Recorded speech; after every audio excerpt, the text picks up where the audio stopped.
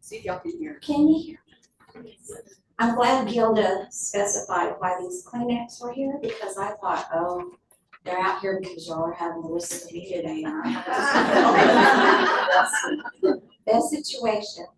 I really am humbled to be here. I feel very insignificant when I look out and I see the wisdom that's in front of me and the experiences that y'all have had. So I appreciate you being tolerant with me.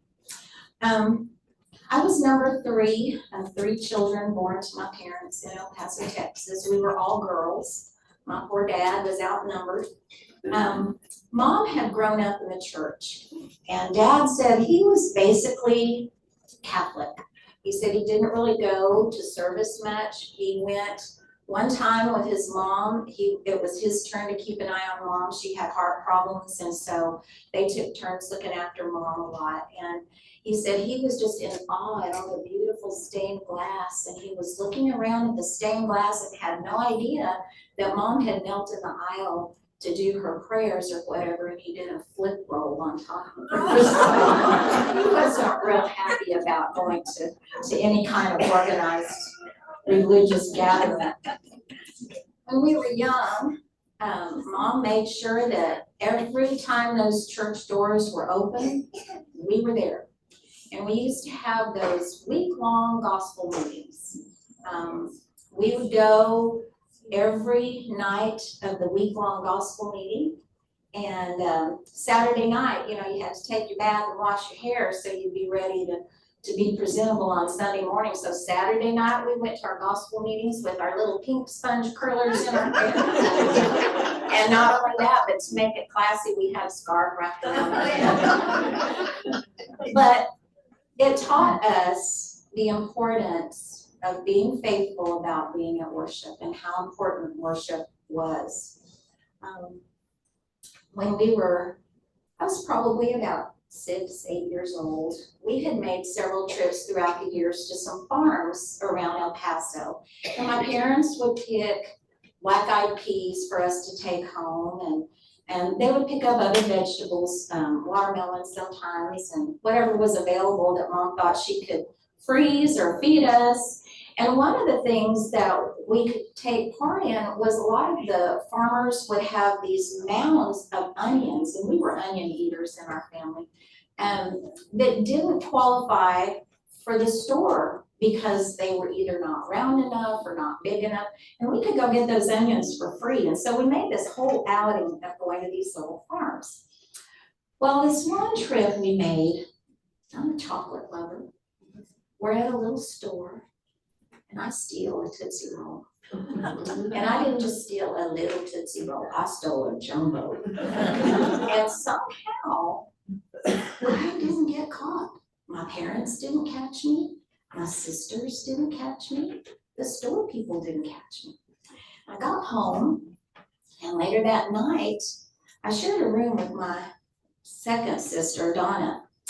And we were in the room together. I said, Donna, look what I have. She looked at that. Where did you get that? I stole it at the store. You're going to hell. Well, needless to say, I thought I better eat the evidence before my mom found out about it. Because my parents, after corporal punishment, would have made me go back to that store and do chores or do something to make recompense. So my parents and my sisters were both some of the earliest influences that I ever had as far as growing up in the church. In about the 4th grade, I'm still remembering my thievery, and I decided, I am a sinner, and I want Jesus, who is God's son, to take my sins from me, because I'm scared. Some of those gospel meetings, I remember one in particular. How I remember his name, I don't know, because half the time I don't remember my own name. But his name was Jimmy Allen, and he used to do this. You've probably heard of him. What is hell like was his whole week-long sermon. And he was so vivid, you could practically feel the heat coming up on him. And so I knew I wanted Jesus to take my sins away, but I also wanted to avoid hell because I knew what it was like after listening to Jimmy. But I think also, growing up the way I did, I took my faith for granted. And I'm not saying that was a bad thing. It kept me out of a lot of trouble. And the fear of my parents kept me out of a lot of trouble too. But I think I took it for granted because it was just part of who I was. It wasn't something that I thought about. It's just something that I did because it's what we always did. And it was probably even after we had children that I started really questioning why we do certain things and what I believe and why I believe it. And so through study and prayer, I finally made my faith my own. And for that, I'm very grateful. My oldest sister, Carol, went to nursing school in El Paso, and then my next sister, Donna, went to LCC at the time.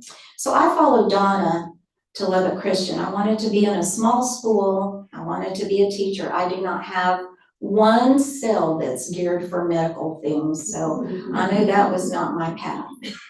And one of the first few people that my roommates and I met at LCC were these two young men who were on the track team, Brad and Larry.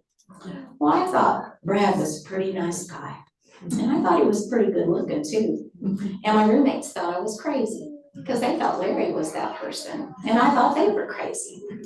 Well, because I'm such a smart one, I had mixed their names up. We were talking about the same person. So I finally figured out who Larry's name was, and I married him. The rest is history. I think over time, I have kind of thought of myself as a genuinely happy person most of the time. I think our parents must have taught us to look on the bright side of things instead of dwelling on the ugly side of things and what could have been or what should have been, whatever. We just dealt with life and moved on. And I've also felt like joy is a choice. It's a choice that we make. In 1 Thessalonians, we read, "Be joyful always, pray continually, give thanks in all circumstances, for this is God's will for you through Christ Jesus." That's pretty easy. Life is good. You know, we've had no major tragedies in my life. You know, my grandparents had passed, and I thought I'd be a basket case when that happened, but I wasn't. So, you know, life was pretty good. We had little Christy, as we planned. You know, we were gonna have a couple kids, so I was gonna be a stay-at-home mama, and Larry was gonna work, and we were gonna be the Leave It to Beaver family, and we were just gonna have a good time. So here comes little Christy, and she's happy and she's healthy. And a couple of years later, we have little Stephanie, kind of on target about the time we planned, and Stephanie stayed with us for 36 hours. And we were done with Stephanie. And it was through that I realized God is with us every single step of the way. You know, we're told to rejoice in all things. How do I rejoice over not getting to keep our little baby girl? How do we rejoice over that? Well, you don't. But you rejoice over the blessings you receive through that, through the people that God puts in your place, the people that hold you strong, the people that tell you their experience that's similar, the people that pray for you, the people that come by and bring you a meal or wink at you with a knowing wink. It doesn't take anything big.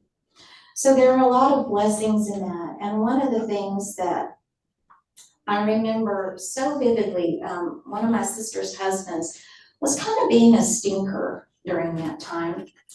And he came up to me at Stephanie's service and he said, "You know, Jan, Stephanie did in 2 days what we spend a lifetime doing." And I thought, how profound is that? She's there. I don't have to worry about her. She doesn't have to deal with my bad moods or my blunders with cooking or sibling rivalry or any of the things that we deal with on this earth. She's there. And I read in Romans 12:12, "Rejoice in hope, be patient in tribulation, continue steadfastly in prayer." And steadfastly in prayer. That was it. We had prayed that we would get to keep Stephanie, no matter what condition she was in. But you know what? We have the faith that we know that God knows best what's best for Stephanie and for our family. So we don't get to have all those answers, but we have to trust that God does have those answers. And we can be thankful for those friends who stepped in and held us up. And you know, some of those people, all those years ago, are still in my life. And I still get to see them. One just recently became my neighbor. It's really kind of fun. So I struggled with not being able to hold Stephanie in my arms again. And, you know, I'm one of those that wants to rock all the babies and play with their little bare feet and just hold on to them. About to do that yesterday with one of my grandsons. But, you know, my hope in Jesus told me Stephanie didn't need my arms. She needed to be in Jesus' arms. And what could be more precious than that? So that's where I hope to be someday also. So she was avoided a lot of heartache on this earth, but look what she has gained. Christy, being almost 2 years old, kept asking, where's my Stephanie? And Larry and I were afraid that, you know, if we told her she didn't develop correctly or something was wrong with her, she didn't get to leave the hospital, we really struggled with how to answer her questions. And the answers that we gave her just didn't satisfy her.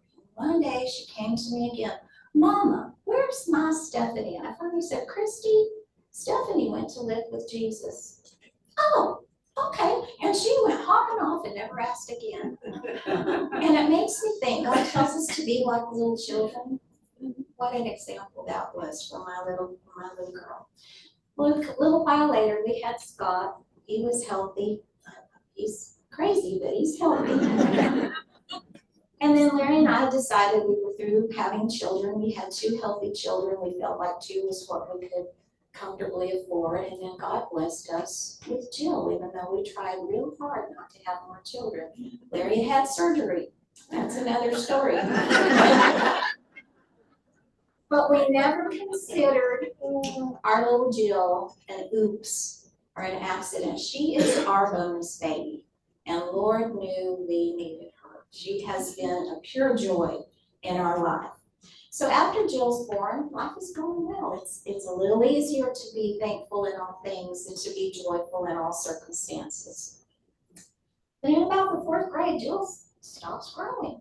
She's puny, she's running fevers all the time. We're going to 2 and 3 doctor's appointments a week sometimes, just trying to find out what's wrong with her.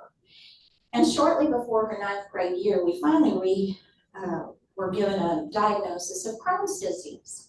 Okay, that's something that she won't be cured of, but it's manageable, so we're okay with that. She took growth hormone shots, and you know, I'm not a medical person. She went through this whole decision. Well, Daddy's not home much in the evenings. He was a coach, and he also taught driver's ed at that time, so I can't ask Daddy to do it. Mom, I know you can't do it. So I'll just give myself my shots. And I'm in awe at this middle school kid who's opting to give herself shots. But she did. And life kind of settles down again. And then our kids go on a retreat with the Greenlawn Youth.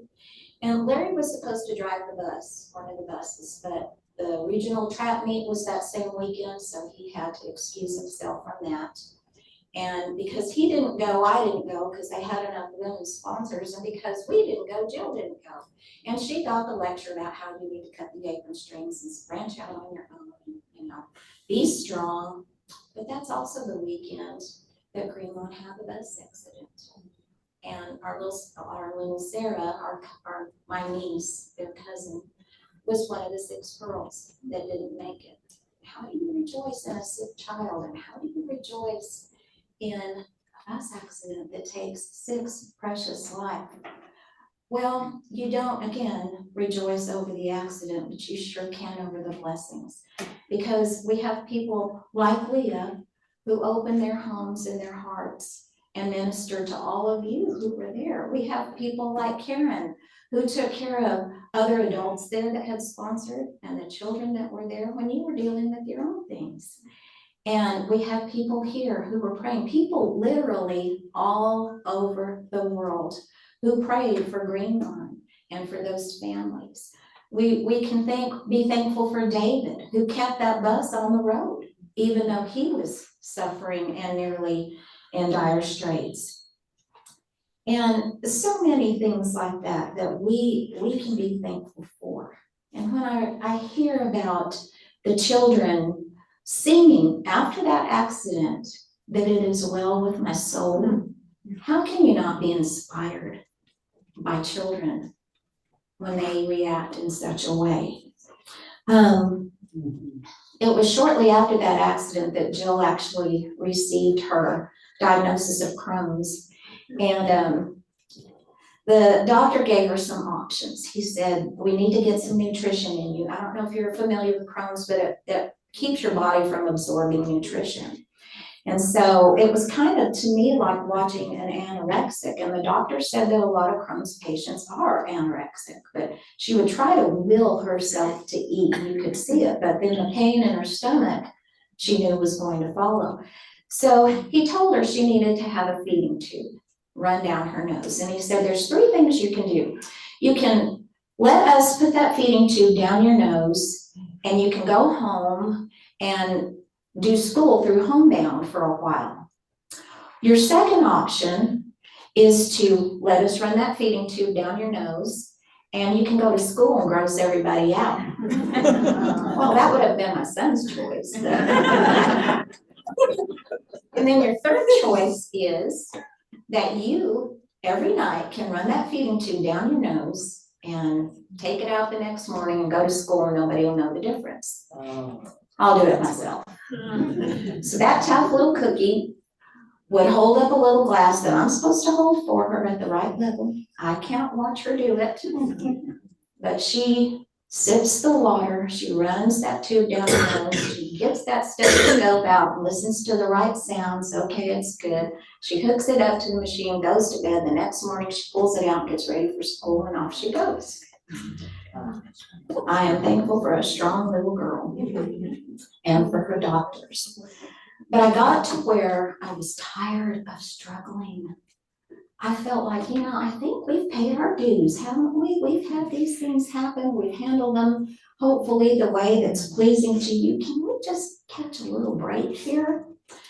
But then Larry shows me James 1:2-4 that says, consider it pure joy, my brothers and sisters, whenever you face trials of many kinds, because you know that the testing of your faith produces perseverance. Let perseverance finish its work, so that you may be mature and complete, not lacking anything. Well, I've prayed for patience, and I knew how that turned out because I got tested. But I also knew God never promised any of us an easy life here on earth, so why should we be exempt? I've seen families that it seems like every time they turn around, they have some kind of major struggle, and that was not my family. And I was thankful for that. And it made me more aware of what people deal with, and it made me want to be more helpful to people in those situations. So in 2002, my husband is diagnosed with Lou Gehrig's disease. Well, during his illness, I had a total dependence on God. I felt like I could not take a breath without prayer, because I didn't feel hopeless, but I felt helpless. What do I do for this man?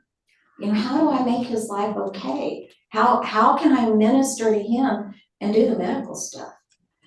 But, like always, the Lord gives you strength for those things. And I'm telling you, the Green Lawn Church here, this family, what a blessing you are. The food, we didn't cook. I forgot how to cook. It might have been a good thing. I'm not sure I ever did. But the prayers that were offered, the visits that we had, some of the friendships, my friendship with Karen is a result of Larry's illness. I knew Karen, but I didn't know her well until Larry's illness. And that is because She and David would come over. David wanted to feed Larry through his feeding tube. David would massage Larry's legs when they were cramping. I grew up with girls and my dad, who was a very tender-hearted man, but I never saw an adult man's tenderness in serving another man. And that was a huge influence on me, and it helped me know what I wanted to instill in Scott. We had so many prayers, and when I say winks and smiles, you have no idea until you've walked in those shoes, and you probably have in similar ways, know what it's like to see somebody look you in the eye, and smile at you with that knowing, I love you smile. It doesn't take words. And that to me is just as big as the men that came and built Larry a handicap bathroom for his safety. Didn't let us pay for it. How do you repay that? You don't, you pay it forward. Now I had 3 specific prayers for Larry during that time. One was that he would not have a bed sore.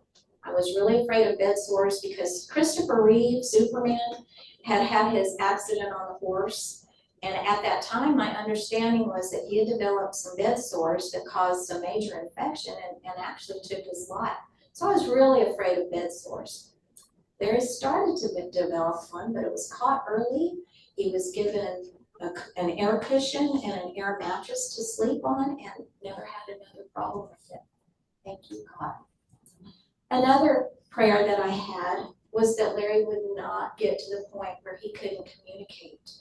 Because as you know, Larry, he loved to talk, he loved to tell stories, he loved to be around people, and I was hoping he would not ever get to that point. And through devices, he was able to communicate what he couldn't communicate with his facial expressions. And my third prayer was that he wouldn't suffocate, because a lot of ALS patients suffocate, and I thought that would just be so scary for him. And no, every one of those prayers was answered. I prayed that Larry would not have Lou Gehrig's disease. That prayer did not go the way I asked for it to. Again, God knew the whole picture. But look what he did answer, and look what he did through you. And for that, we are always grateful and thankful, and definitely rejoice. So a few years after Larry passed away, we're kind of getting back to our new normal.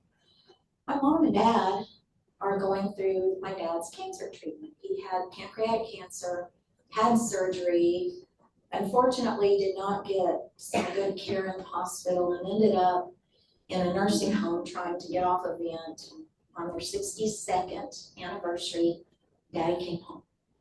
And so he and Mom got to spend a few years together, but we were afraid he was showing signs of that cancer coming back.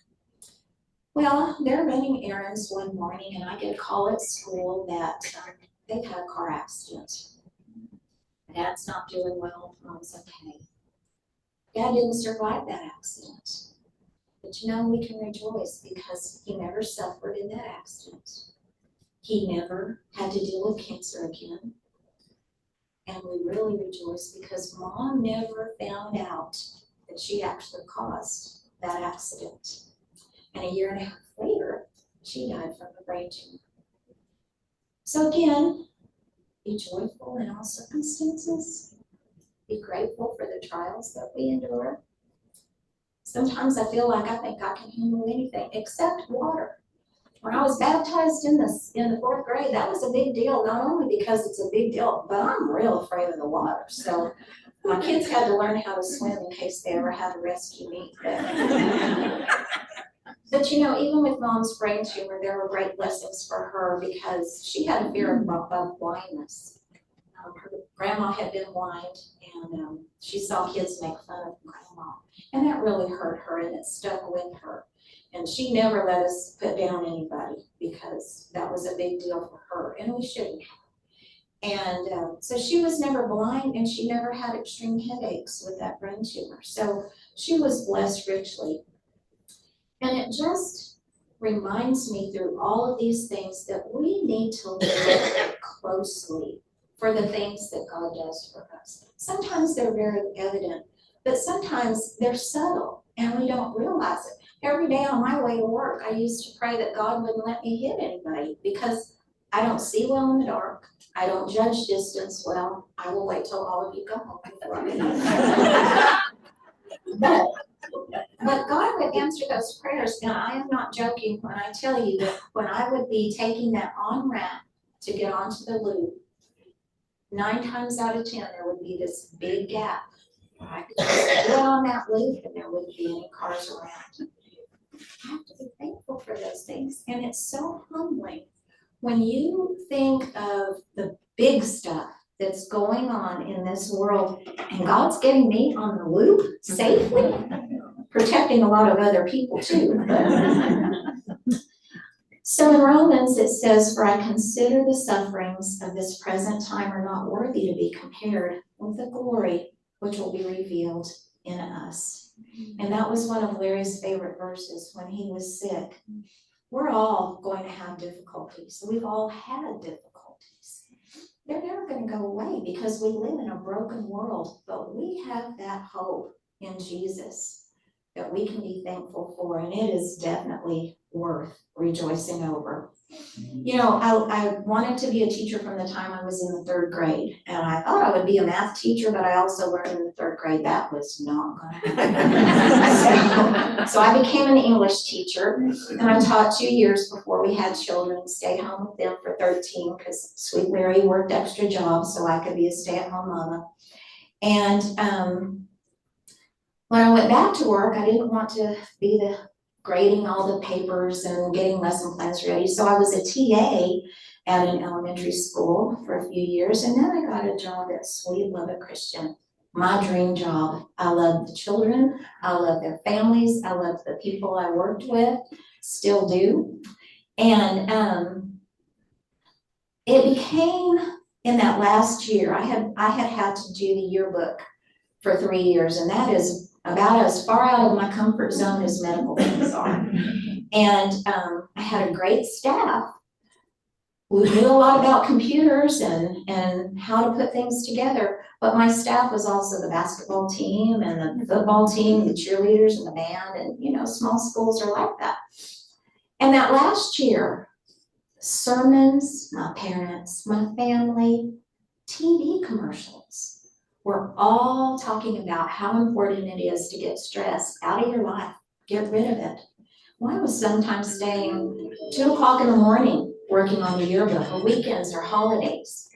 And so I thought, I do need to do something. And before I could even make that change on my own, I was offered a job at the disciplinary school in Lubbock, where I spent the last 21 years. And people ask, how did you end up there? Well, it was the path God led me on. It gave me the freedom to check on Jill's health. It gave me the freedom when Larry was sick and falling down at school and things like that to go to him and help him. And even that staff was very supportive through all that. We had children who eventually, some of them came to us having drug problems. Some made minor mistakes, fighting at school or whatever. Some were rapists, some were murderers. Some of my middle school kids committed murder during the summer of other middle school kids that I'd had. But what really got to me was I could look at their lives and be thankful for the way I grew up, even if I did take it for granted a lot of times. But I did not get to be arrogant about that. I could not. And so the verse in Micah 6:8, he has shown you what is good. And what does the Lord require of you? But to act justly, to love mercy, and to walk humbly with your God.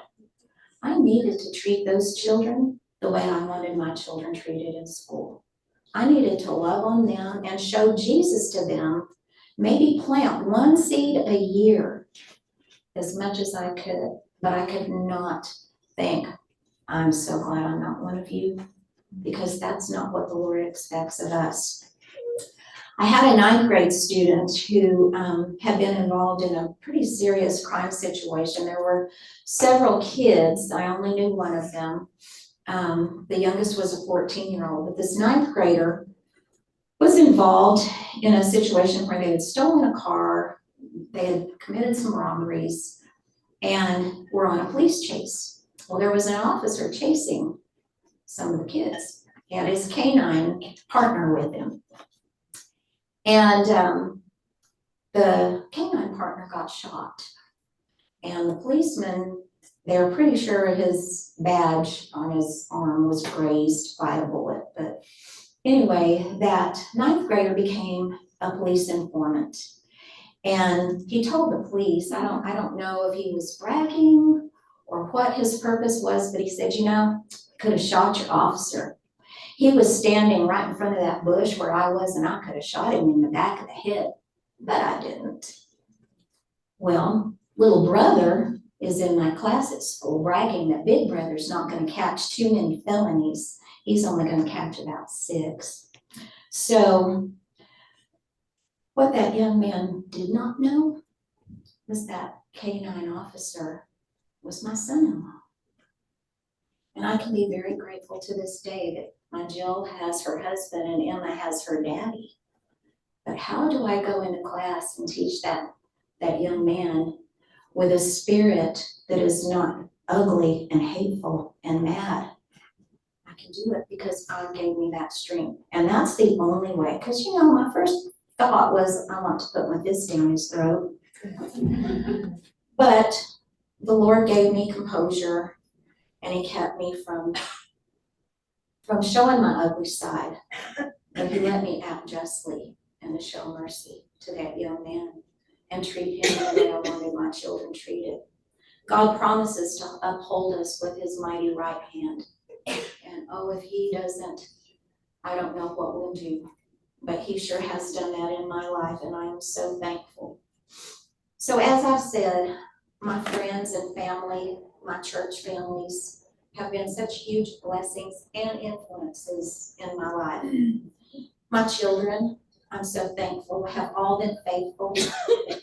They had their moments, they made their bad choices, but they all 3 chose very good Christian spouses. They're all raising their children to love and serve the Lord.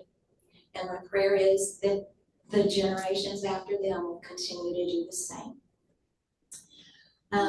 I also pray that I can be the servant to others that you have been to us, to our family, because you'll never know what a blessing you've been to us, and I know you have to lots of other people. So in closing, I just want to leave you with Romans 15:13. Now may the God of hope fill you with all joy and peace in believing, that you may abound in hope by the power of the Holy Spirit.